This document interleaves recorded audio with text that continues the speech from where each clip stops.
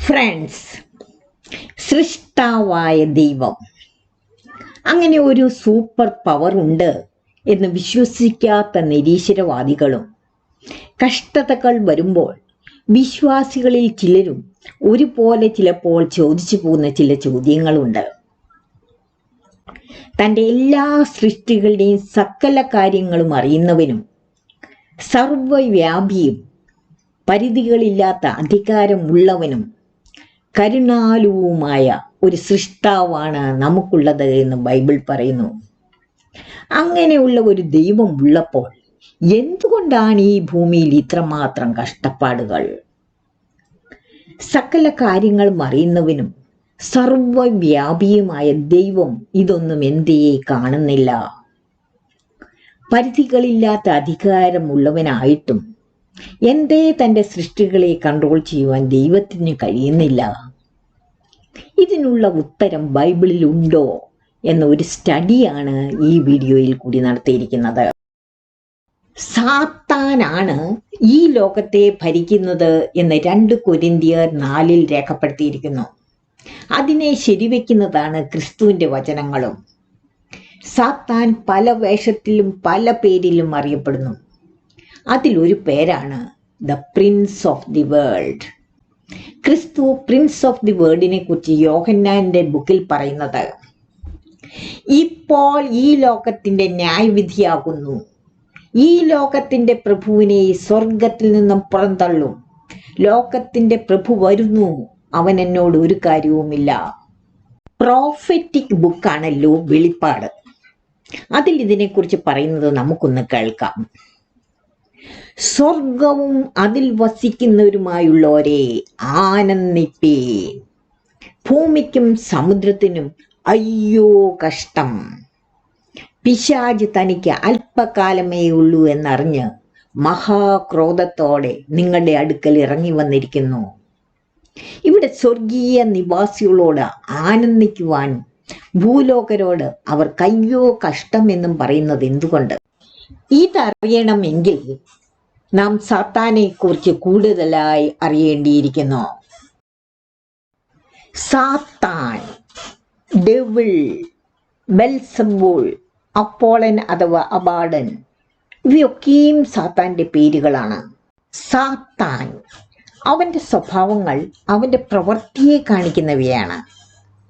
സാത്താൻ പ്രതിയോഗി, ദൈവത്തിൻ്റെയും മനുഷ്യരുടെയും ശത്രു. അലറുന്ന സിംഹം പോലെ വിഴുങ്ങുവാൻ വേണ്ടി ചുറ്റിത്തിരിയുന്ന സാത്താൻ ഒരു പവർഫുൾ സൃഷ്ടിയാണെന്നും അതിനാൽ അവൻ മാലോകരെ അറ്റാക്ക് ചെയ്യുന്ന ആയുധങ്ങളെക്കുറിച്ച് നമുക്ക് അറിവുണ്ടാകണം എന്നും ബൈബിൾ നമ്മെ വാൺ ചെയ്യുന്നു. ടെംപ്റ്റർ അഥവാ മോഹിപ്പിക്കുന്നവൻ എന്ന പേരും സാത്താനുണ്ട്. കൺമോഹം, ജഡമോഹം, ജീവിതത്തിന്റെ പ്രതാപം, ഈ 3 തരത്തിലും യേശുവിനെ പരീക്ഷിച്ച സാത്താനെ കുറിച്ച് മത്തായി 4 യേശു പറയുന്നത്, അവൻ ആദ്യം മുതൽ കുലപാതകനായിരുന്നു. അവനിൽ സത്യമില്ല. അവൻ ബോഷ്ക് പറയുമ്പോൾ സ്വന്തമായി ഉണ്ടാക്കി പറയുകയാണ്. അവൻ വളരെ സ്ട്രോങ് ആണ്. അതിനാൽ തന്നെ ഫാദർ ഓഫ് ലൈസ് എന്ന പേരിലും സാത്താൻ അറിയപ്പെടുന്നു. സാത്താൻ എന്ന പ്രൊവോക്കർ മനുഷ്യരെ ദേഷ്യം പിടിപ്പിച്ച് അവരെ കൊണ്ട് അരുതാത്തം ചെയ്യിപ്പിക്കുകയും ദൈവഹിതത്തിനെതിരെ പ്രൊവോക്ക് ചെയ്ത് ദാവീദ് രാജാവിനെ കൊണ്ട് ജനസംഖ്യ എടുപ്പിക്കുവാൻ സാത്താന് കഴിഞ്ഞിട്ടുണ്ട്. ചതിയൻ, ഈ ലോകത്തെ മുഴുവൻ ചതിച്ചവൻ എന്ന് ബൈബിൾ സാത്താനെ കുറിച്ച് പറയുന്നത്. Prince of the air, Prince of the world എന്നും സാത്താന് പേരുണ്ട്. സാത്താനെ കുറിച്ച് ബൈബിളിൽ ആദ്യമായി ഉൽപ്പത്തി പുസ്തകത്തിലാണ് പറഞ്ഞിരിക്കുന്നത്. ഇവിടെ സാത്താൻ ഹവ്വായുടെ മേൽ ഉപയോഗിച്ച തന്ത്രം നല്ലതെല്ലാം ദൈവം അവർക്ക് നിഷേധിച്ചിരിക്കുകയാണ് എന്ന് വരുത്തി തീർക്കുകയായിരുന്നു. പാമ്പിന്റെ ശരീരത്തിൽ കയറിയ സാത്താൻ അവളോട് പറഞ്ഞത്, നിങ്ങൾ മരിക്കുകയില്ല നിശ്ചയം. ഇത് കഴിച്ചാൽ നിങ്ങളുടെ കണ്ണ് തുറക്കപ്പെടും. അത് ദൈവത്തിനറിയാം. ദൈവത്തിനറിയാമെന്ന വാക്കുകളിലൂടെ ദൈവത്തിൻ്റെ നന്മകളെക്കുറിച്ച് അവരുടെ മനസ്സിൽ സംശയം സൃഷ്ടിക്കുകയാണ് സാത്താൻ ചെയ്യുന്നത്. ഇവിടെ ദൈവത്തെ സാത്താൻ കള്ളം പറയുന്നവനായും തന്നെ അവരുടെ നന്മ ആഗ്രഹിക്കുന്ന ഒരുവനായി ചിത്രീകരിക്കുകയാണ് സാത്താൻ ചെയ്യുന്നത്. തോട്ടത്തിലെ ബാക്കി എല്ലാ വൃക്ഷങ്ങളുടെയും പഴങ്ങൾ ഭക്ഷിക്കുവാൻ ദൈവം അവരെ അനുവദിച്ചിരുന്നു. ഈ കാര്യം അറിഞ്ഞിട്ടും നിത്യജീവങ്കിലേക്ക് നയിക്കുന്ന തോട്ടത്തിന്റെ തന്നെ നടുവിലുള്ള ട്രീ ഓഫ് ലൈഫിന്റെ ഫലം കഴിക്കുവാൻ സാത്താൻ അവരോട് പറഞ്ഞില്ല. എന്നാൽ അത് നഷ്ടമാകുന്ന പാത അവർക്ക് തുറന്ന് കാണിച്ചു കൊടുക്കുകയും ചെയ്തു. സത്യം സാത്താനിലില്ല, കബളിപ്പിക്കുന്നവനാണ് എന്നതിന്റെ തെളിവല്ലേ ഇത്. സ്പിരിച്വൽ ഡെത്ത്, സഫറിങ്, മാലോകരെ ഇറ്റേണിറ്റിക്ക് അനർഹരാക്കി തീർക്കുക എന്നതായിരുന്നു സാത്താന്റെ ഉദ്ദേശം. ഡിസൊബീഡിയൻസിന് ശിക്ഷയുണ്ടാകും. ദൈവത്തിന് അവരോടുള്ള പേഴ്സണൽ റിലേഷൻഷിപ്പ് അത് ഖണ്ഡിക്കപ്പെടും. അവർക്ക് സ്പിരിച്വൽ ഡെത്ത് ഉണ്ടാകും എന്ന് സാത്താൻ അറിയാമായിരുന്നു. എന്നിട്ടും സാത്താൻ അവരോട് കള്ളം പറയുകയാണ്, നിങ്ങൾ മരിക്കുകയില്ല നിശ്ചയം എന്ന്. സാത്താൻ കള്ളം പറയുന്നവൻ തന്നെ എന്നതിൻ്റെ തെളിവല്ലേ ഇത്. അങ്ങനെ വഞ്ചനയിലൂടെയും കള്ളം പറഞ്ഞും നല്ലവനായി അഭിനയിച്ചും സാത്താൻ അവരെ കൊണ്ട് ദൈവകൽപ്പനകൾ ലംഘിപ്പിച്ചു.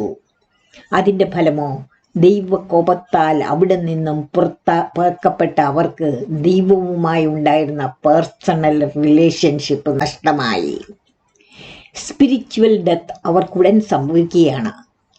ട്രീ ഓഫ് ലൈഫിൻ്റെ ഫലം കഴിച്ച് ദൈവത്തിൻ്റെ ദാനമായ ഇറ്റേണിറ്റിക്ക് യോഗ്യരായി തീരുവാനുള്ള വാതിൽ അതോടുകൂടി അടയ്ക്കപ്പെട്ടു.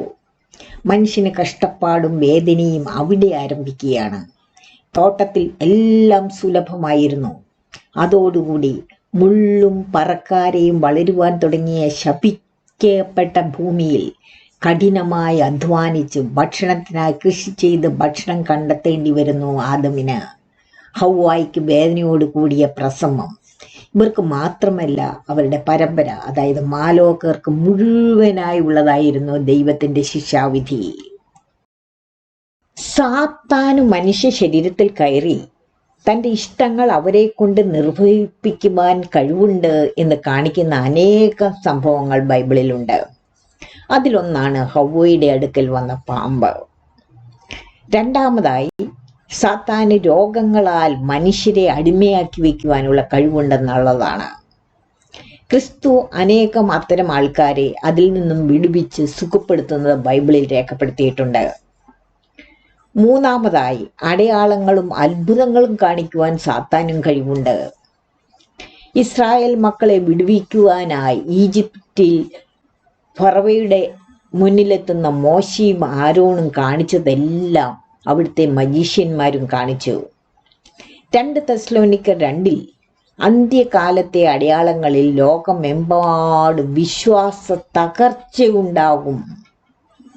അതിനുശേഷം അധർമ്മമൂർത്തി വെളിപ്പെടും. ദൈവത്തിൻ്റെ ആലയത്തിൽ, അതായത് യെരൂശലേം ദേവാലയത്തിൽ, ഞാനാണ് ദൈവം, എല്ലാവരും എന്നെ ആരാധിക്കണം എന്നും പറഞ്ഞു വരുന്ന അവനിൽ കൂടി സാത്താൻ അടയാളങ്ങളും അത്ഭുതങ്ങളും കാണിക്കും എന്നൊരു പ്രവചനമുണ്ട്. ഇപ്പോൾ ലോകമെമ്പാടും വിശ്വാസ തകർച്ച സംഭവിച്ചു കൊണ്ടിരിക്കുകയാണല്ലോ. അതിൻ്റെ പൂർത്തീകരണമാകുമ്പോൾ ഈ അധർമ്മമൂർത്തിയെ നമുക്ക് പ്രതീക്ഷിക്കാം. സാത്താന് തൻ്റെ തന്ത്രങ്ങൾ ഉപയോഗിച്ച് ഒരുവനെയോ ഒരു കൂട്ടം ആൾക്കാരെയോ പ്രലോഭിപ്പിച്ചും പ്രവോക്ക് ചെയ്യിപ്പിച്ചും മറ്റുള്ളവർക്ക് നേരെ ആക്രമണം അഴിച്ചുവിടുവാനുള്ള ശക്തിയുണ്ട്. അതുമൂലം നാശനഷ്ടങ്ങൾ വരുത്തുവാനും മാലോകരെ പൂർണ്ണമായി നശിപ്പിക്കുവാനുമുള്ള ശക്തി. യുദ്ധം, അതിൻ്റെ കെടുതികൾ, അതിനുശേഷമുള്ള അതിൻ്റെ പ്രത്യാഘാതങ്ങളാൽ ഉണ്ടാകുന്ന രോഗങ്ങൾ, ക്ഷാമം, ഇവയിലുള്ള സഫറിങ്, ഇതിനെല്ലാം സാത്താൻ പങ്കുണ്ട്. പ്രകൃതിക്ഷോഭങ്ങളാൽ ഒരുപാട് ദുരിതങ്ങൾ ഭൂലോകർ സഹിക്കുന്നുണ്ട്. സാത്താന് കാലാവസ്ഥ മാറ്റി പ്രകൃതിക്ഷോഭങ്ങളാൽ ഭൂമിയെ നശിപ്പിക്കുവാനും ശക്തിയുണ്ടെന്നാണ് ഇയ്യോബിൻ്റെ ബുക്കിൽ കൂടി കാട്ടിത്തരുന്നത്. എന്നാൽ മരണത്തിന്മേൽ സാത്താനുള്ള പവറിനെ നിർവീര്യമാക്കുവാൻ യേശുവിന് തൻ്റെ മരണത്താലും ഉയർത്തെഴുന്നേൽപ്പിനാലും കഴിഞ്ഞു.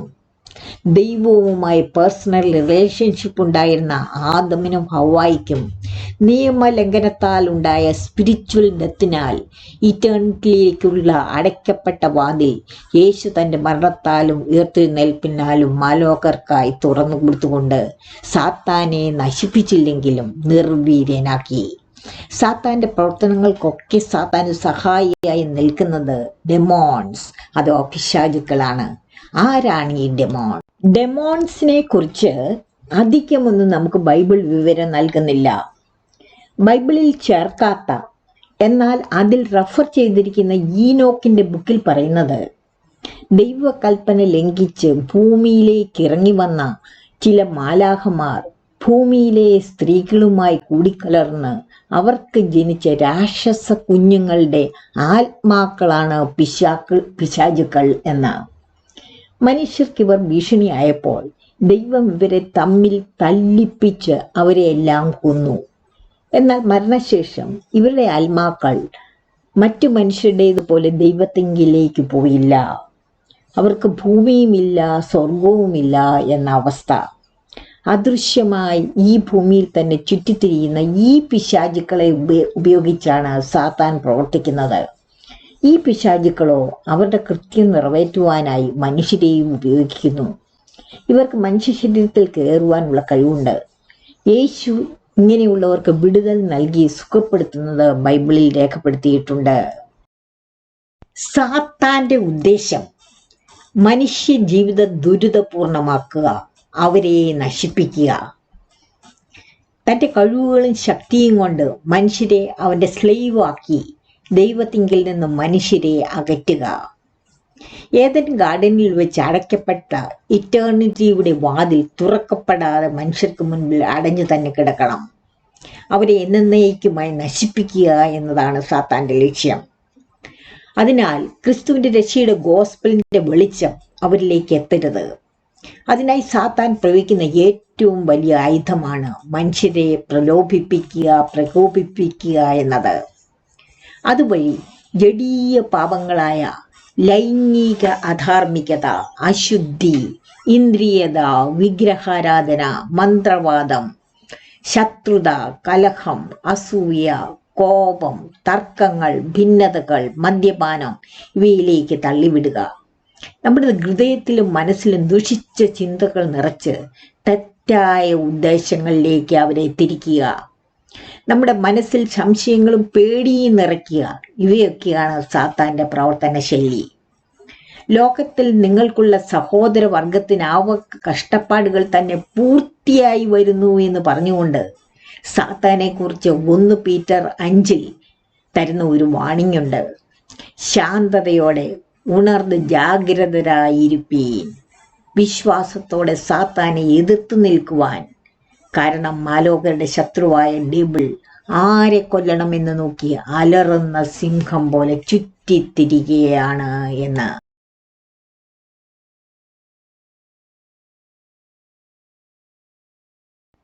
നാം കണ്ടു സാത്താനുള്ള കഴിവുകളും അവന്റെ ശക്തികളും അതുകൊണ്ടുള്ള അവന്റെ പ്രവർത്തനങ്ങളും. എന്നാൽ എല്ലാത്തിൻ്റെയും സൃഷ്ടാവായ അത്യുന്നതനായ ഒരു ദൈവമുള്ളപ്പോൾ, അത് മാനവരെ സ്നേഹിക്കുന്ന ഒരു ദൈവം, അവരെ തുടച്ചു നീക്കുവാനുള്ള അതോറിറ്റി സാത്താന് കൊടുക്കുമോ? പ്രകൃതിക്ഷോഭങ്ങൾ, യുദ്ധം, രോഗങ്ങൾ തുടങ്ങി എല്ലാ വിധത്തിലും മനുഷ്യ ജീവിതം ദുരിതമാക്കുവാനുള്ള അവന്റെ പവറുകൾ ആരാണ് അവന് നൽകിയത്? അവനെ ഈ ലോകത്തിന്റെ അധിപതിയാക്കിയതാര്? ശരിക്കും ആരാണ് സാത്താൻ? അവന്റെ ഉത്ഭവം എങ്ങനെ? അവന്റെ പവേഴ്സിന് മേൽ ദൈവം കൺട്രോൾ വെച്ചിട്ടുണ്ടോ എന്നൊക്കെ അറിഞ്ഞാലേ നമ്മുടെ ചോദ്യങ്ങൾക്ക് ഉത്തരം കിട്ടുകയുള്ളൂ. അതിനായി അത്യുന്നതനായ ദൈവത്തിന്റെ പവേഴ്സും സാത്താന്റെ പവേഴ്സും തമ്മിലുള്ള കമ്പാരിസനും ആവശ്യമാണ്. വീഡിയോ നീണ്ടുപോകുന്നതിനാൽ അതൊക്കെ അടുത്തതിൽ. ഇത് നിങ്ങളുടെ ബൈബിൾ സ്റ്റഡിക്ക് ഉതകുമെങ്കിൽ സബ്സ്ക്രൈബ് ചെയ്യുക. ഇഷ്ടപ്പെട്ടാൽ ലൈക്ക് ചെയ്യാനും മറക്കരുത്. Thank you.